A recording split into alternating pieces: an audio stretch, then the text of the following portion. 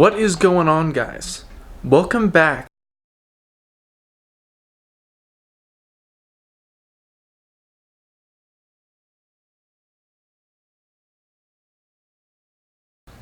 Oh, okay. Whew. Yeah, so I know this is a little bit late.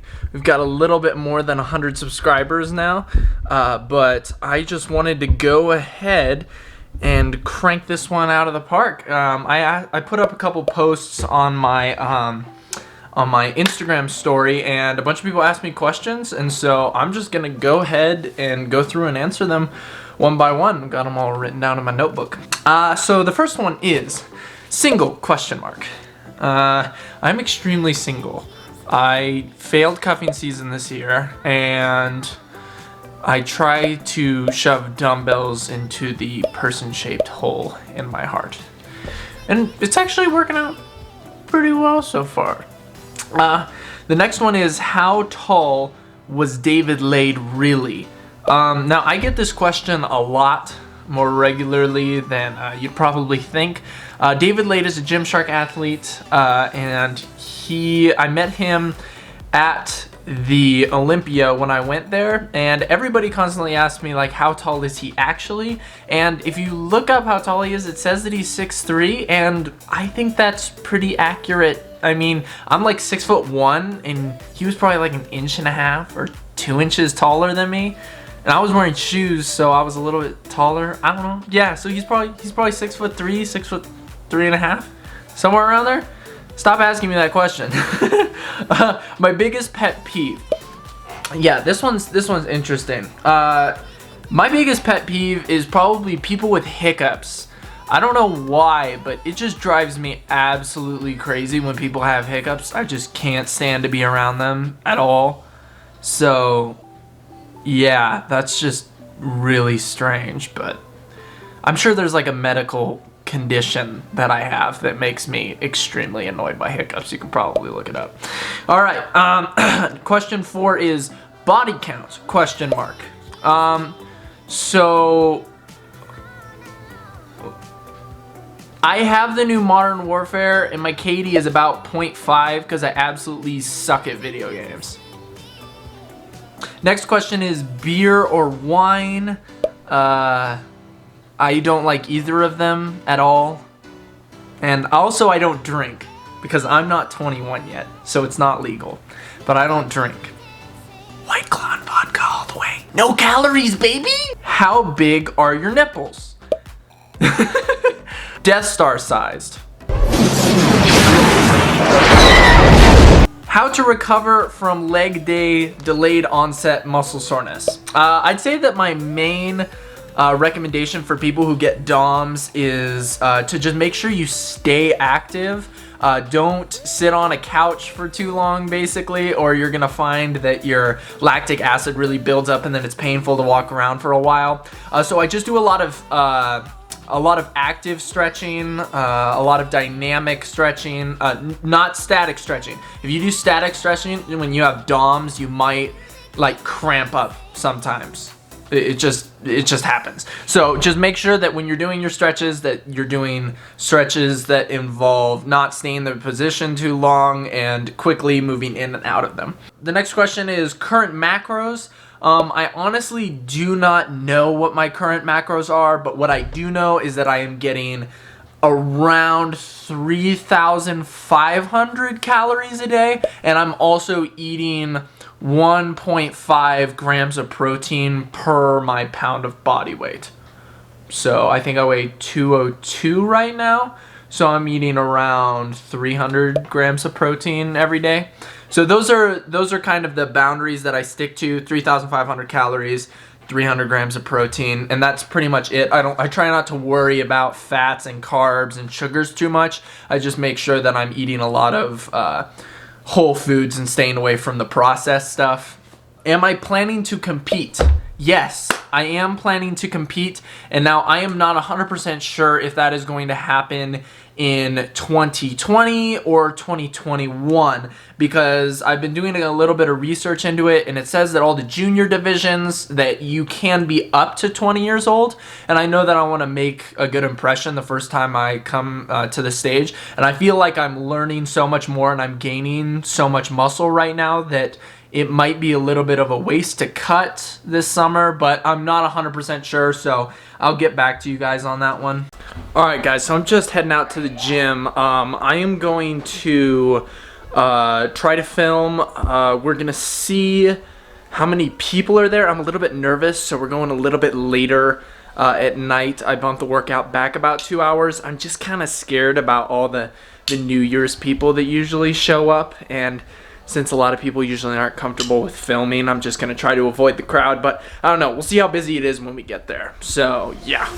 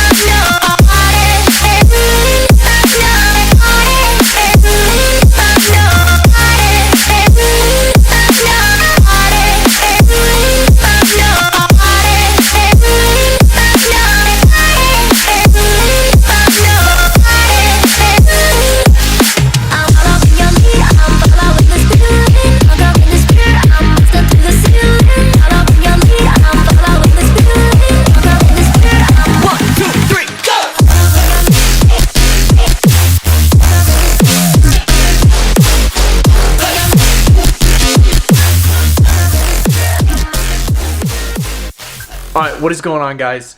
We finished up that workout about an hour ago, and I've just been doing random Photoshop and editing stuff ever since. So I'm going to go ahead and blow through the last 10 of these questions. That masterpiece goes live on the gram tomorrow. Okay, so the first question from these ones are tips for bulking. So let's hear them. I would say my first tip, my first major tip for bulking is stay away from heavily processed foods. Because a lot of people have a tendency to dirty bulk, and they think that they can just pretty much eat whatever they want. And that's just super dangerous, because you're going to put on way more fat than you are going to do muscle, and then when you have to cut back down to size, you'll probably end up just losing the muscle that you gained during your dirty bulk. So I do not suggest dirty bulking. I'd say stay between, I don't know, what's a good range? Probably 14 to like 18% body fat. Anything beyond 18%, it's just, you're getting into rough territory there. Let's see here. The second question is, what is the most important step that you've had in your bodybuilding journey? Now, this is actually a really good question. I'm not 100% sure on that, but I have a couple different things, a couple different steps that I made that really got me sort of going. I would say my first one was coming up with the courage to basically post my first Instagram photos relating to fitness. I grew up with a lot of people who kind of looked down on bodybuilding and stuff like that, so I knew that I'd receive a lot of pushback as soon as I posted that, because I had a lot of those people following me on Instagram. But it was just something that I decided, like, you know what, it really doesn't matter what everybody else thinks. I don't care if they're going to judge me, so I'm just going to go ahead and do it. So I would say that was probably one of my biggest ones. Yeah, and then starting my YouTube channel, that was really hard to do. Being on film is just a lot harder than I thought that it was going to be. Like, I ordered my camera and everything like that, and literally the first 2 videos that I tried to film, I just ended up pacing around my room, just doing retake after retake after retake, like stuttering on camera, being super being super insecure about like the way that I looked on camera and all that sort of stuff, and like the way that I was talking. And so it took me a really long time to get over that. I would say I'm still not 100% over that. Sometimes like my OCD will kick in and I'll just like redo a clip over and over and over and over again, even though I could probably go with the first one that I did.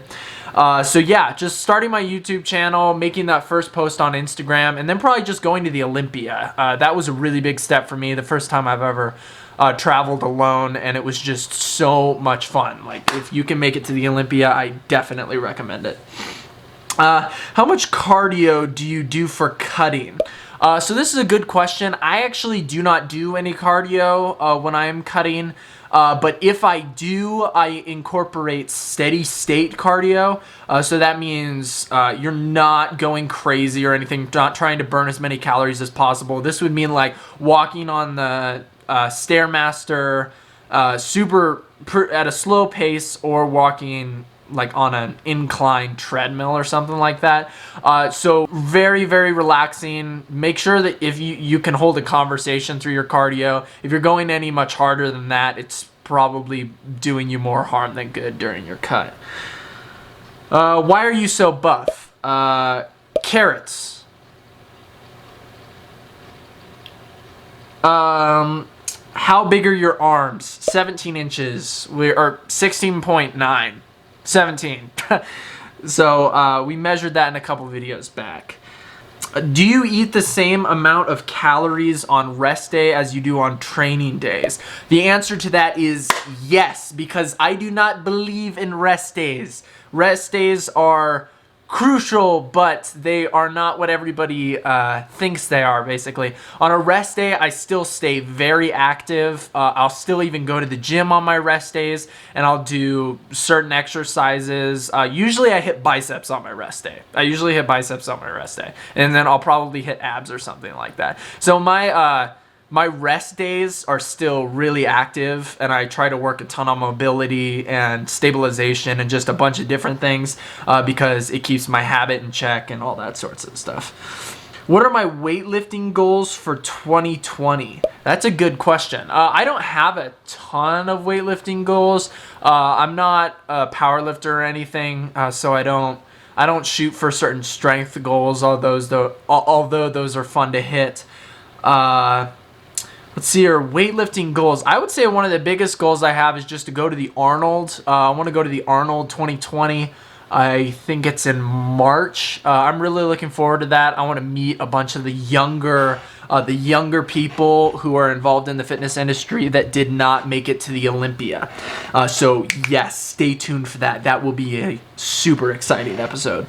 What is the best exercise for your front delts? Now, this one I neglected for a really long time because I felt like it gave my shoulders pain.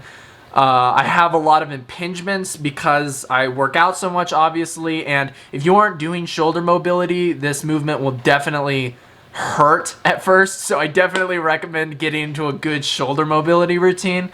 But I would say that the best thing that you can do for your front delts is the overhead press. Now, I do standing overhead press simply because I like the CNS engagement that it gives me, and I feel like it helps me with a lot of stuff like lockout on my bench. But the overhead press is just super crucial because you can load it with the most weight and put the most pressure on your front delts, basically. Sorry guys, my camera cut out there on literally the last question. And that question was, where do you see yourself in 10 years? In 10 years, I see myself having my own fitness-related company. And I honestly have no idea what that would look like, whether it's, personal training online, personal training in person, just something involving fitness and basically helping people. That would be my main goal. I am going to college probably for exercise science. And right now I am getting my NASM personal training certification. So I would also like to keep the door to physical therapy open just in case I want to take that route later on. So that's why I am going to college. But yeah, that's all of the questions. And thank you guys so much for asking all of them. I got a ton of engagement, a bunch of people asking me questions, and they were all awesome questions that I really enjoyed answering. But yeah, guys, thank you so much for 100 subscribers again. You all are awesome. If you guys haven't checked out my transformation video that I posted about a week and a half ago, go give that a check out. And as always, if you guys could drop a like and then also click the subscribe button and the notification button, that'd be super awesome. And yeah, thank you guys very much, and welcome to 2020. Let's make all kinds of games.